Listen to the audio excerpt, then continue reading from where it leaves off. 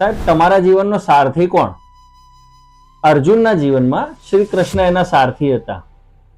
દરેક વ્યક્તિના જીવનમાં એક એવો સાથી અથવા સારથી હોય છે કે જે એની તકલીફમાં એને સાથ આપે, એને સમજવાનો પ્રયત્ન કરે, એના દુઃખમાં એની જોડે ઊભો રહે.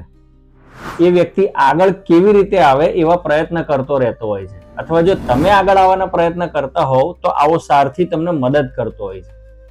આવો વ્યક્તિ ક્યારેય તમને જજ કરવાનો પ્રયત્ન નહીં કરે સાહેબ, બસ તમારું ભલું ઈચ્છા કરશે.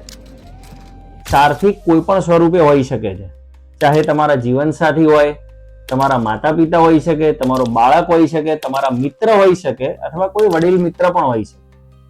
સાહેબ, એવા વ્યક્તિને છે ને ક્યારેય ટેકન ફોર ગ્રાન્ટેડ ના લેતા, કારણ કે જેની પાસે આવો સાથી નથી ને એને ખબર જ નથી હોતી કે જીવનમાં સાચો સાથ કોને કહેવાય. અને જો તમારી પાસે એવો કોઈ સારથી હોય તો આ રીલ એને મોકલીને એનો આભાર માનવાનું ભૂલતા નહીં.